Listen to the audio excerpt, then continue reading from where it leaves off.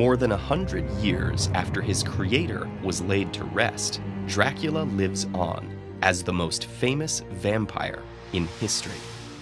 But this Transylvanian noble, neither the first fictional vampire nor the most popular of his time, may have remained buried in obscurity, if not for a twist of fate.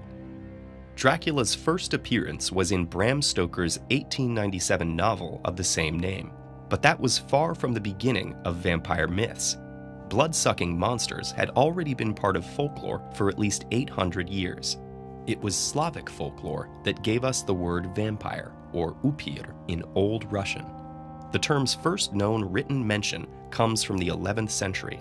Vampire lore in the region predated Christianity's arrival and persisted despite the church's efforts to eliminate pagan beliefs. Stories of vampires originated from misinterpretations of diseases such as rabies and pellagra, and decomposition. In the case of the latter, gases swelling the body and blood oozing from the mouth could make a corpse look like it had recently been alive and feeding. Vampires were described as bloated, with overgrown teeth and nails. This gave rise to many rituals intended to prevent the dead from rising, such as burying bodies with garlic or poppy seeds, as well as having them staked, burned, or mutilated. Vampire lore remained a local phenomenon until the 18th century, when Serbia was caught in the struggle between two great powers, the Habsburg monarchy and Ottoman Empire. Austrian soldiers and government officials observed and documented the strange local burial rituals, and their reports became widely publicized. The resulting vampire hysteria got so out of hand that in 1755, the Austrian empress was forced to dispatch her personal physician. He investigated and put an end to the rumors by publishing a thorough scientific refutation.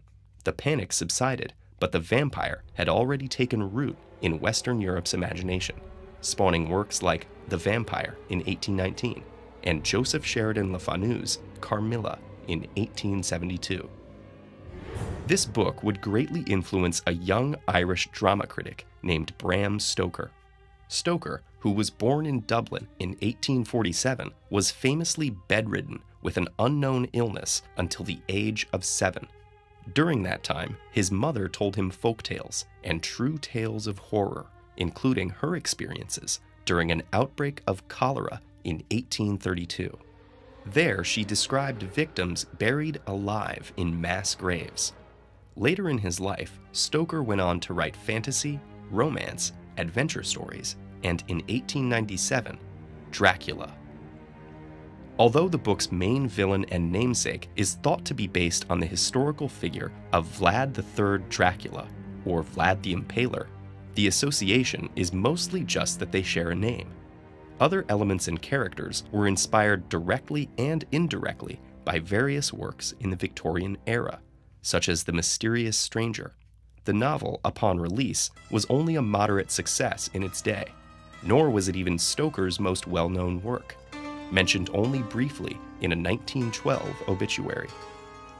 But a critical copyright battle would completely change Dracula's fate and catapult the character into literary renown. In 1922, a German studio adapted the novel into the now classic silent film Nosferatu without paying royalties.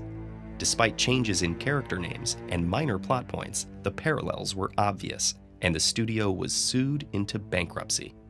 To prevent more plagiarism attempts, Stoker's widow decided to establish copyright over the stage version of Dracula by approving a production by family friend Hamilton Dean. Although Dean's adaptation made drastic cuts to the story, it became a classic, thanks largely to Bela Lugosi's performance on Broadway. Lugosi would go on to star in the 1931 film version by Universal, lending the character many of his signature characteristics. And since then, Dracula has risen again in countless adaptations, finding eternal life far beyond the humble pages of his birth.